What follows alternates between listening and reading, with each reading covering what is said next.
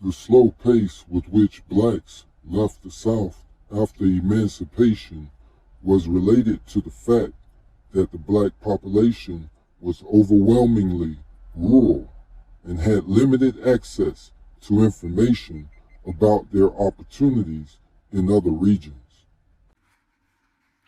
An early exodus from the South occurred in the period 1879 to 1881 when some 60,000 blacks moved into Kansas.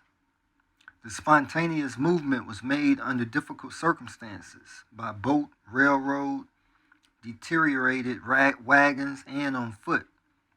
The immigration to Kansas created situations that strained the state, and several cities became refugee camps. The motivation behind this initial thrust to new lands was the need for social and economic freedom and the avoidance of political abuse. One of the towns created by this exodus was Nicodemus, which still exists as a small all-black community on the plains of Kansas. Other movements of blacks out of the South into the Midwest or Northeast has been chronicled, and although they often involve actions that were pioneering or even heroic and paved the way for other blacks to follow, the effects of the regional distribution of the total black population were small. By 1900, almost 90% of blacks still lived in the South. By the 1910 and 20 decade, the percent of blacks living in the South began to fall significantly, and the percent living in the Midwest or Northeast began to rise. By 1920, over 14% of blacks, more than 1 in 7, were Northerners. By 1930, more than 20% of blacks lived in the North, mostly in a few well-known enclaves, the Valley, and major cities. In 1870, it only took 4 years on the heels of the Civil War for the Southeast population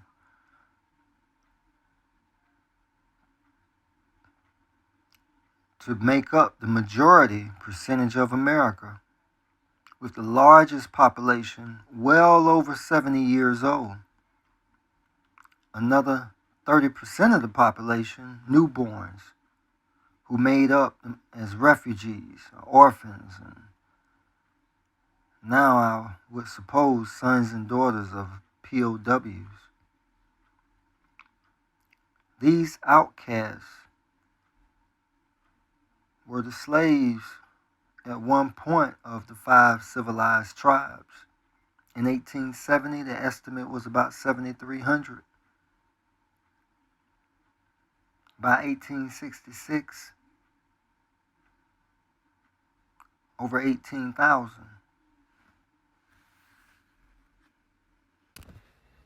Urbanization of the white population was rapid in the late 1800s and early 1900s.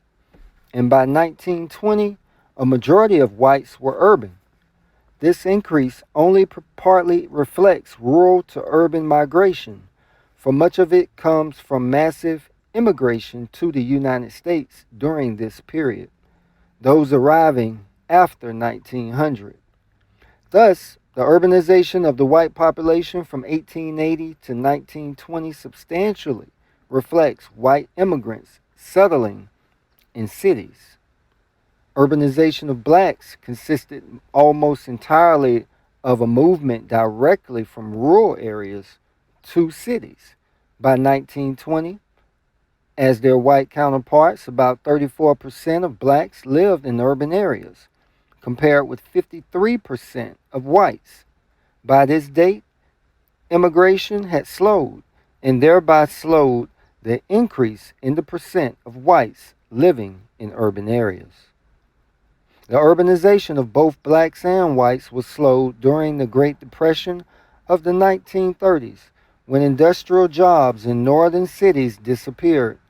Many whites departed cities to return to farms they had left or to live with rural relatives. The urbanization of whites was reversed in the 1930s, and the percent of whites living in urban areas was somewhat lower in 1940 than in 1930. Meanwhile, blacks continued to urbanize during the 30s, the 40s, the 50s, and the 60s, particularly after World War II, when the majority of the nation's black population came to live in urban areas. From the book Growth and Distribution of the Black Populations, page 474.